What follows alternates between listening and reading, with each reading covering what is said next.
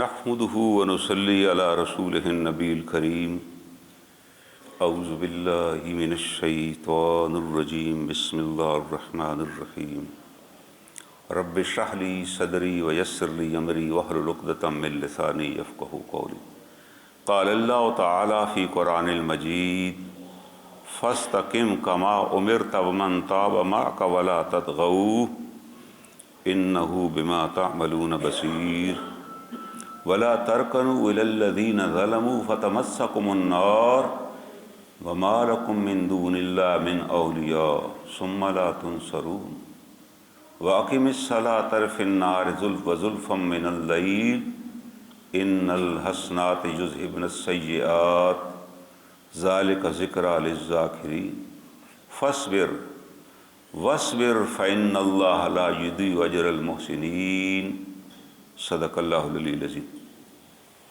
یہ سورہ ہود کی آیات کریمہ ہے جس کی آپ کے سامنے میں نے تلاوت کی۔ جناب نبی اکرم صلی اللہ علیہ وسلم جب مدینہ طیبہ تشریف لے آئے تو چند تھوڑے ہی عرصے کے بعد آپ کے سر مبارک میں اور آپ کی داڑھی مبارک میں سفید بال آ گئے۔ حضرت بکر صدیق نے آپ سے سوال کیا کہ اللہ کے رسول آپ بہت جلد بوڑھے ہو رہے ہیں، آپ پہ تو بڑھاپا آ رہا ہے۔ آپ نے کیا جواب؟ آپ نے کہا مجھے سورہ ہود نے بوڑھا کر دیا، مجھے قرآن پاک کی اس صورت نے بوڑھا کر دیا۔ جب یہ آیت مجھ پر نازل ہو گئی تو اس نے اتنی بڑی میرے اوپر ذمہ داری عائد کر دی کہ میرے اوپر بڑھاپا آ گیا اس خوف کی وجہ سے۔ یہ وہ تقوی ہے جس کا اللہ نے حکم دیا کہ ہمیں احساس تو ہو۔ یہ آیت آپ نے پڑھی کہ اس آیت نے میرے اوپر بڑھاپا طاری کر دی، اور وہ آیت کیا ہے؟ فاستقم کما امرت، آپ اس طرح استقامت اختیار کیجئے، اس طرح ڈٹے رہیے جس طرح اللہ نے آپ کو حکم دیا۔ آپ نے فرمایا کون آدمی ایسے ہے جیسے اللہ نے حکم دیا وہ اسی طرح وہ کام کرے۔ ہمیں بھی اللہ نے حکم دیا ہوا ہے نماز پڑھنے کا، زکوٰۃ دینے کا، قرآن پاک پڑھنے کا، لوگوں کے حقوق ادا کرنے کا۔ کیا ہم اس کا حق ادا کر سکتے ہیں؟ یہ تو اللہ کی مہربانی ہے کہ اللہ ہماری اس ٹوٹی پھوٹی کاوش کو قبول فرما لے۔ اور پیغمبر اسلام صلی اللہ علیہ وسلم فرماتے ہیں کہ اللہ نے مجھے حکم دیا کما امرتا، کہ جیسے میں نے آپ کو حکم دیا ایسے استقامت اختیار کیجیے۔ یعنی میں تو اس میں کوئی کسی قسم کی سستی بھی مول نہیں لے سکتا۔ اللہ کا حکم ہے بھائی کہ میرے اللہ براہ راست مجھے کہہ رہے ہیں کما امرتا ومن تاب معک، اور وہ سارے لوگ جو توبہ کر کے آپ کے ساتھ کھڑے ہوئے۔ یہ ساری جماعتیں مشرکین جو مشرک تھے مگر آپ کی اس دعوت کے بعد وہ آپ کے ساتھ آ گئے، توبہ کر کے پلٹ آئے، وہ بھی ان کے لیے بھی یہی حکم ہے کہ وہ بھی استقامت اختیار کریں، کہ جب حکم ان کو پتہ ہے کہ یہ اللہ کا حکم ہے تو اس کو پورا کریں۔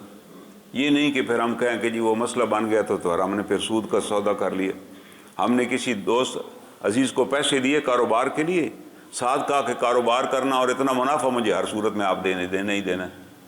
وہ کہے یار نقصان کا ہے تو نقصان کا میں ذمہ دار نہیں، میں منافع آپ سے لینا ہے، یہ لکھ کر مجھے دے دیں۔ اور بڑے بڑے آپ کو نیک دیندار لوگ ملیں گے، حالانکہ یہ تو حرام ہے شرعاً۔ آپ کسی سے کاروبار پیسہ لے کے کر سکتے ہیں لیکن پھر لکھ کر دیں گے نا کہ نفع اور نقصان میں ہم برابر کے ذمہ دار ہوں۔ اور اگر وہ کسی مسلمان بھائی سے کریں گے تو وہ آ کر دکھا دے گا کہ مجھے تو سارا ہی نقصان خسارہ ہوا، مجھے تو کبھی منافع ہی نہیں ہوا، میں نے آپ کو کیا دینا۔ وجہ کہ ہم نے اپنے آپ کو ابھی تک تیار ہی نہیں کیا۔ تو جب ہم اس طرح کے سارے کام کریں گے تو اس کا مطلب ہے ہمیں تو اس پر عمل، ہمارے پہ عمل ہی نہیں ہو سکتا۔ آپ نے کہا نہیں فاستقم کما امرتا، میرے اللہ کا حکم ہے کہ جیسے میں نے حکم دیے اس طرح عمل کیجیے۔ ومن تاب معک، اور وہ جو جماعت آپ کے ساتھ ہے اس کو بھی بتا دیجیے، ان کا بھی یہی فریضہ ہے۔ اور اگلا حکم ہے ولا تطغوا، اور حد سے نہ بڑھیے۔ جو شریعت نے قاعدہ کلیہ بتا دیا وہ اسی حدود میں رہیے، حد سے نہیں بڑھنا۔ اور جو قومیں تباہ ہوتی ہیں نا، وہ قومیں دو وجوہات سے تباہ ہوتی ہیں۔ ایک حصہ وہ ہوتا ہے وہ عمل ہی نہیں سرے سے کرتا، کہتا بس ٹھیک ہے یار، ایک آدھ نماز پڑھ لی تو بس ہو گیا یار، کبھی زکوٰۃ دے دی تو بس ہو گیا۔ باقی وہ کہتے ہیں بس زکوٰۃ شکات ہم دیتے رہیں، پوچھو کتنی دیتے ہیں اس کو حساب ہی کبھی نہیں کیا۔ انکم ٹیکس کا پورا حساب کرتے ہیں کیونکہ وہ انکم ٹیکس لینے والے ریکارڈ دے کے کرتے ہیں، لیکن زکوٰۃ دینے میں کبھی کیلکولیشن نہیں کی کہ یار یہ ہم زکوٰۃ کس حساب سے دینی ہے، کتنی زکوٰۃ بنتی ہے۔ اور کتنے ایسے لوگ ہیں جو لوگوں سے زکوٰۃ لیتے ہیں کہ جی میں حقدار ہوں، حالانکہ وہ خود صاحب نصاب ہوتے ہیں، ان کے گھر 4-5-2-3 تولے سونا بھی پڑا تو وہ صاحب نصاب کی زد میں آ جاتے، ان کو پتہ ہی نہیں ہے مسئلے کا، وہ کہتے نہیں جی بس اگر آ رہا ہے تو لیتے جائیے۔ اگر ایک غلط بندے کو آپ دیں گے تو وہ بھی تو آپ کا جرم ہے نا، کہ آپ حقدار ایک رہ گیا اور اس کی بجائے ایک اور بندے کو آپ نے دے دی جو آلریڈی مال اس نے جمع کیا، اس کا کام ہی جمع کرنا ہے، وہ جمع کر رہے۔ تو اور لیکن دوسرا فریق ایسا ہے جو ہر کام میں غلو کرتا ہے، اور اللہ نے یہ بھی حکم دیا لا تغلو فی دینکم، دین میں غلو نہ کرنا۔ جو بات بتائی گئی ہے کہ 3 دفعہ ہاتھ دھوئیں، 3 دفعہ چہرے پہ پانی ڈالیں، 3 دفعہ بازو دھولیں، تو خواہ مخواہ کئی لوگوں کو آپ دیکھیں گے وہ 4تھی دفعہ بھی دھو رہے ہیں کہ جی احتیاط اچھی چیز ہے۔ نہیں، یہ احتیاط نہیں آپ کر رہے، آپ کو یقین ہی نہیں ہے کہ 3 دفعہ دھونے سے طہارت ہو جاتی ہے۔ آپ اچھی طرح ہاتھ مار لیں تاکہ کوئی بال خشک نہ رہ جائے، لیکن 4تھی دفعہ دھونے کی کیا ضرورت؟ آپ نے 7 ہی چکر لگانے ہیں نا، وہاں ہم ہر بندے کو کہیں جی ایک اور بھی لگا لیں آپ، کیوں وہ لگا لے؟ جب جن قوموں میں یہ تغلو فی دینکم بھی آ جائے نا، وہ قومیں بھی برباد ہو جاتی ہیں، کیونکہ ایک نیا دین آ گیا نا۔ اور میں نے مخالفت کی کہ یار یہ تو مناسب نہیں ہے، انہوں نے کہا نہیں مناسب کیوں نہیں، آپ تو دین سے ہی خارج ہیں۔ یہاں اسی اڈیالہ روڈ پہ ایک مولوی صاحب تھے، انہوں نے ایک دفعہ عید میلاد کے موقع پہ، وہ بھی عید ہم نے پاس سے بنا لی، اس موقع پہ انہوں نے اعلان کیا کہ جناب فجر کی نماز کے بعد ہمارے ہاں نو اس کی عید کی نماز بھی ہم پڑھیں گے، باقاعدہ اعلان انہوں نے کیا یہاں پر۔ پھر لوگوں نے کہا کہ یار فجر کی نماز کے بعد کون سی نفل بھی آپ نہیں پڑھ سکتے۔ پھر انہوں نے کہا چلیں ہم فجر کی نماز کے پہلے 2 گانا ادا کریں گے، اور کئی لوگ ان کے پاس گئے پڑھنے کے لیے کہ جی نہیں، کسی نے نہیں پوچھا۔ اور ایون انڈیا میں بے شمار علاقے ہیں جہاں باقاعدہ اس عید پر، عید میلاد پر بھی انہوں نے باقاعدہ عید پڑھی شہر سے باہر آ کے۔ یہ ہے تغلو فی دینکم، کہ یہ ہے دین میں آپ نے ایک نئی چیز ایجاد کر لی۔ عیدیں 2، آپ نے خود فرمایا کہ ہماری 2 عیدیں ہیں، ایک عید الفطر اور ایک عید الاضحیٰ، آپ تیسری عید کدھر سے لے کر آ گئے؟ کیا اللہ کے رسول صلی اللہ علیہ وسلم نے بتایا تھا یا صحابہ اکرام نے اس پر عمل کیا اور اس کے بعد عید کی نماز، یعنی ایک فریق نے شروع کی دوسرے نے اس کے اندر ایک نماز ایڈ کر دی؟ یہ ہے دین کے اندر غلو کرنا، لا تغلو فی دینکم، دین میں اضافہ نہ کرو۔ بھائی نماز آپ نے پڑھ لیا ہے، یہ فرض ہیں، یہ سنتیں ہیں اور یہ نوافل ہیں، دیٹس آل۔ آپ اپنے پاس سے ایک بنا لیں کہ جی آج قضاء عمری ہے، آج 2 نفل آپ پڑھ لیں قضاء عمری کی نیت سے، تو آپ کے ساری زندگی کے قضا نماز قضا ہو جائے گی۔ یہ کس جگہ دیا ہوا ہے قضاء عمری کا کنسیپٹ کہ 2 نفل پڑھنے سے آج کا ہی دن بنتا ہے یا اگلا دن جمعہ بنے گا؟ کہ جب آپ 2 نفل اگر پڑھ لیں گے تو آپ کی قضاء عمری ادا ہو جائے گی۔ ہم بڑے شوق سے پڑھا کرتے تھے بچپن میں، مولوی صاحب سے سنا ہوا تھا کہ آج قضاء عمری ہے جی۔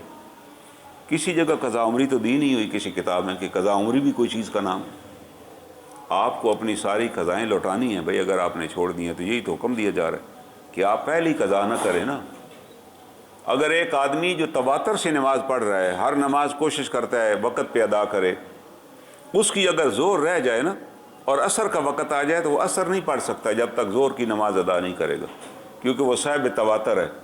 اس کے لیے لازم ہے کہ پہلے وہ زور ہی پڑھے گا اور اس کے بعد عصر میں شامل ہوگا۔ اللہ نے اس کو ایک اعزاز بخشا ہوا ہے کہ تمام تواتر کے ساتھ نمازیں پڑھتا ہے، وہ ایک بیچ میں سے نماز ترک نہیں کر سکتا۔ اگر مسجد آئے اور اذان بھی ہو جائے، جماعت کھڑی ہونے والی ہو، تو اس وقت بھی وہ فوری طور پہ زور ادا کرے اور پھر جماعت کے اندر ساتھ شامل ہو، کیونکہ بھائی یہ اس لیے اس کو حیثیت بتائی جا رہی ہے کہ آپ کو اللہ نے آپ کے نصیب میں لکھ دیا ہے کہ یو آر صاحب تواتر، کہ آپ متواتر نمازیں پڑھتے ہیں۔ تو آپ کی کیسے رہ گئی بھائی؟ اگر رہ گئی تھی تو فوراً قضا کیوں نہیں ادا کی؟ آپ کو تو اسی وقت قضا ادا کرنی چاہیے تھی۔ اگر سوئے رہ گئے تھے تو کوئی بات، ایک صحابی نے یہ بھی عرض کی ہے کہ اللہ کے رسول صلی اللہ علیہ وسلم میرا کام ایسا ہے جو راتوں کو مجھے کام کرنا پڑتا ہے، میں اونٹوں کے ساتھ ہوتا ہوں اور جب سو جاؤں تو پھر آنکھ نہیں کھلتی، اور جس جنگل میں میں رہتا ہوں وہاں جگانے والا بھی کوئی نہیں۔ آپ نے یہ نہیں کہا کہ بس تم سیدھے جا، آپ نے کہا کوئی بات نہیں ہے، بس صبح جب تمہاری آنکھ کھولے سب سے پہلے اٹھ کر وہ جو فجر گزر چکی ہے اس کو لوٹانا، بعد میں کوئی اور کام کرنا۔ اسے بات سمجھ آ گئی، وہ پھر جب اس کی آنکھ کھولے وہ فجر کی نماز پڑھ لے۔ پھر آہستہ آہستہ اس کے اندر اس تواتر کا کیا فائدہ ہوا، پھر اس کی کبھی فجر قضا بھی نہ ہوئی۔ ہم کیا کرتے، اگر رہ گئی تو ہم کہا ٹھیک ہے یار ابھی تو پھر اپنے کام شام کرو، جب زور کی نماز پڑھنے جائیں گے ساتھ یہ بھی 2 فرض نہ بیٹھ لیں گے۔ وہاں پہنچے تو جماعت کھڑی ہو گئی، تو آپ اس تواتر کے منصب سے ہی نکل گئے نا، پھر تو آپ نہ رہے نا، پھر تو آپ آپ ان لوگوں میں آ گئے جو جماعت جن کے بارے میں کہا گیا ادا الصلاۃ، یہ نمازوں کو ضائع کرنے والے لوگ ہیں۔ تو یہ جو آیات آئیں نا، جس کی وجہ سے آپ نے فرمایا کہ اس آیت نے میرے اوپر بڑھاپا طاری کر دیا، اللہ تعالیٰ نے حکم دے دیا بھائی ولا تطغوا، کہ حد سے نہ بڑھنا۔ صحابہ اکرام کو آپ نے خبردار کیا کہ نہیں، جو جتنا دین بتایا جائے اتنا ہی عمل کرنا ہے، اس کے اوپر آپ نے اپنے آپ کو نہیں سمجھنا کہ میں کیونکہ بہت بڑا متقی ہوں تو میرے لیے تو ہے ہی نہیں، میں نے تو یہاں تک جانا۔ آپ نے کہا نہیں، یہاں تک نہیں جانا۔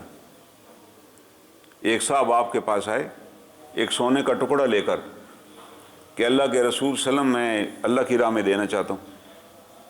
آپ نے کہا تیرے پاس کچھ اور ہے؟ اس نے کہا جی نہیں، میرے پاس یہی ہے۔ آپ نے کہا واپس کہا، آپ نے کہا نہیں، واپس لے جاؤ، تم لے جاؤ، اپنی ضروریات پوری کرو، تیرے پہ لازم نہیں ہے کہ میں تیرا یہ ٹکڑا بھی رکھوا لوں اور پھر میں کہوں کہ جی ہمارے ہاں کوئی ایسی ہے جماعت جس کو آپ لوگ بڑے بڑے چندوں کی اپیل کرتے ہیں اور لوگوں کی بیٹیوں کے زیورات بھی اتروا لیتے ہیں اس کام کے لیے، پھر اپنی عیاشیاں کرتے ہیں، جبکہ آپ نے واپس لوٹایا۔ آپ نے کہا نہیں، کیوں؟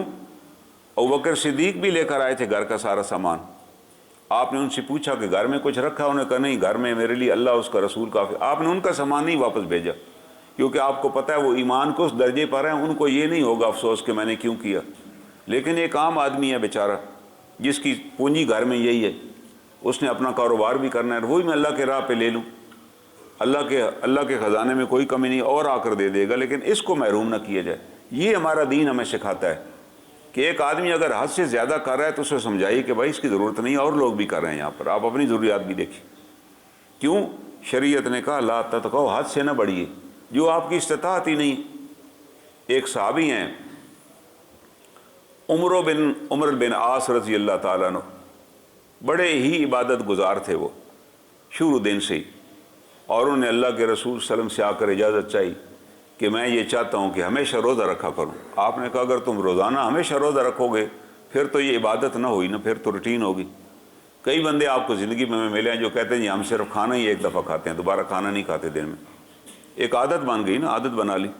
آپ نے اگر تم یہ طے کر لو گے کہ روز ہی روزہ رکھو گے تو پھر عبادت نہ ہوئی نا، وہ تو ایک عادت بن گئی آپ کی کہ آپ نے جی سحری کھانی ہے اور پھر مغرب کھانا ہے۔ بے شمار لوگ ہیں جو صبح کھانا کھا کے جاتے ہیں اور شام کو آ کے کھاتے ہیں۔ آپ نے کہا نہیں، یہ کوئی عبادت نہیں ہے، اس کا کوئی فائدہ نہیں ہے۔ عبادت یہ ہے کہ تم کھاؤ بھی صحیح اور روزہ بھی رکھو، تاکہ تمہیں پتہ ہو کہ آج میں نے نہیں کھایا تو آج مجھے احساس ہو رہا ہے کہ یار آج کھانا جو نہیں کھایا۔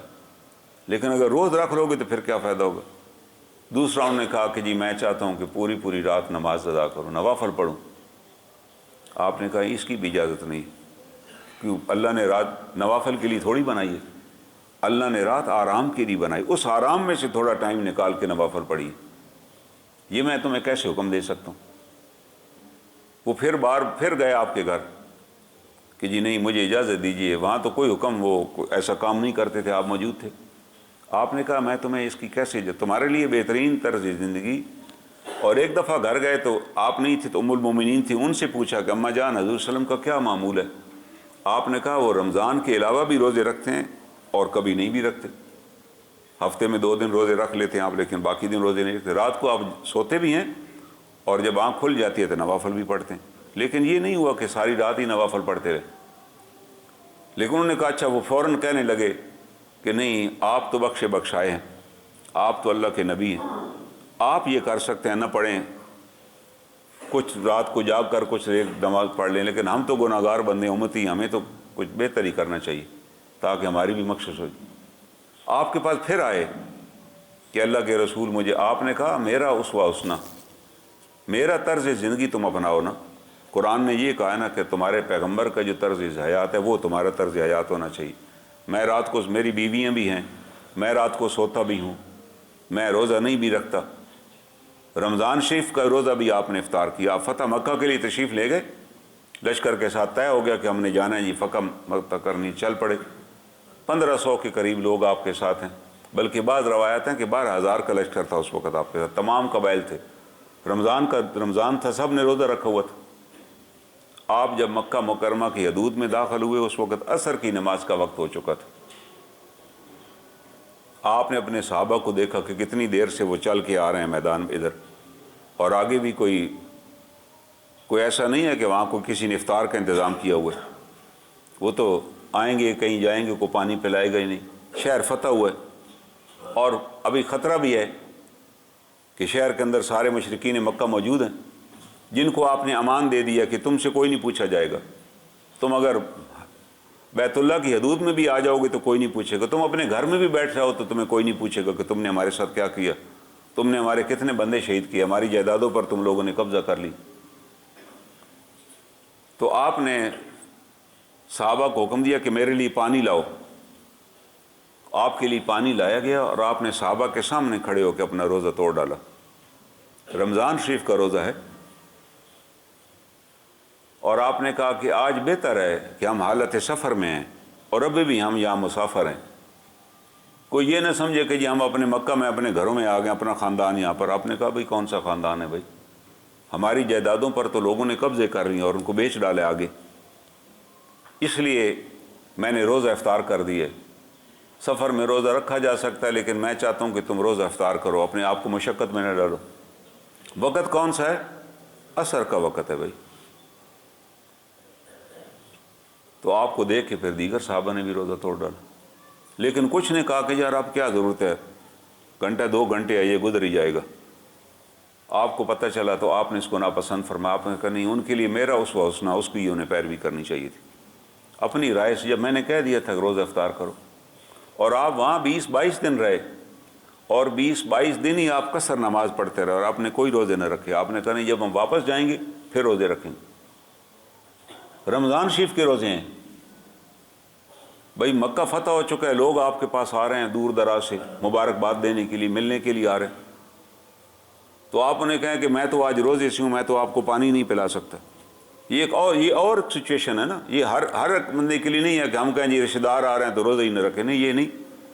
یہ ایک لشکر کے ساتھ آپ گئے تھے، آپ نے کہا جب بھی جہاد ہو، ایک اور فریضہ آپ کے سامنے ہو تو پچھلے فریضے میں اگر تم سمجھتے ہو کہ مشقت ہے تو اس کو ترک کر دو، بہتر ہے کہ تم بعد میں روزے رکھو۔ پھر آپ نے ایک جگہ کچھ لوگوں کو دیکھا، وہ زمین پہ لیٹے ہوئے ہیں، لوگ ان کے اوپر کپڑا تانے ہوئے اور پانی کا چھڑکاؤ کا۔ آپ نے کہا ان کو کیا ہوا؟ انہوں نے فرمایا کہ یہ روزے سے تھے، انہوں نے روزہ افطار نہیں کیا اور پیاس کی شدت سے یہ بھی گر گئے، ہم اوپر ان کے کپڑا لگائے ہوئے۔ اور کچھ لوگوں کو دیکھا وہ خیمے لگا رہے ہیں، آپ نے کہا یہ آج ان سے بڑھ گئے ہیں جو خیمے لگا رہے ہیں، انہوں نے روزہ نہیں رکھا تھا نا، تو السقت تھی تو آج یہ کام کر رہے ہیں، یہ بھی اگر آج روزہ چھوڑ دیتے تو ان کے لیے بہتر تھا۔ شریعت نے کب کہا کہ اپنے آپ کو مشقت میں ڈالو؟ بعض اوقات آدمی کی طبیعت خراب ہو جاتی ہے، ہاسپٹل لے جاتے ہیں، وہ کہتے دوائی لو، کہتے جی میں تو روزے سے ہوں۔ نہیں، یہ کوئی روزہ نہیں ہے، آپ کی طبیعت ٹھیک نہیں ہے، طبیعت خراب ہو گئی ہے تو روزہ توڑ ڈالیے، اس روزے کا کوئی کفارہ نہیں ہے، صرف ایک روزہ ہی آپ نے بعد میں رکھنا ہے، سزا نہیں ہے، کیونکہ یہ تو بیماری کی وجہ سے چھوڑ رہے ہیں نا۔ آپ زندہ ہوں گے تو اور روزے رکھ لیں گے، کہیں کہ جی اسی میں نے مرنا ہے، یار کیوں مرنا چاہتے ہیں آپ؟ ہماری شریعت میں کوئی سختی نہیں ہے کہ ہم کہیں نہیں جی وہ تو، میں کئی بندوں کو دیکھا کہ وہ جناب ہاسپٹل لے گئے تو اس نے کہا جی میں تو دوائی لیتا ہی نہیں، میں تو روزے سے ہوں۔ بھائی شریعت کا حکم کیا ہے؟ وجہ شریعت تو ہم نے پڑھی نہیں نا، ہم نے سیکھی بھی نہیں ہے کہ اللہ کے رسول صلی اللہ علیہ وسلم کا اس موقع پہ جان بچانا زیادہ اہم ہے، نہ صرف کہ روزے کی حالت میں مر جانا اہم ہے۔ نہیں، آپ روزہ افطار کیجئے، پانی پیجئے، دوائی لیجئے، روزہ اپنی جگہ پر ہے، لیکن روزہ یہ نہیں کہتا کہ آپ بالکل ہی، اور یہاں یہ حکم دیا کہ اللہ تتقوا، حد سے نہ بڑھیے، جو اللہ کے رسول صلی اللہ علیہ وسلم نے بتا دیا اس کے مطابق زندگی بسر کیجیے، اپنے اوپر مشقت نہ ڈالیے۔ اور اگلی بات اللہ فرماتے ہیں ان اللہ بما تعملون انہ بما تعملون بصیر، اور جو تم کر رہے ہو اللہ اسے دیکھ رہے ہیں، کہ اللہ تعالیٰ دیکھ رہے ہیں کہ اس نے روزہ کیوں چھوڑ دیا ہے، اللہ تعالیٰ دیکھ رہے ہیں اس نے نماز کیوں توڑ دی۔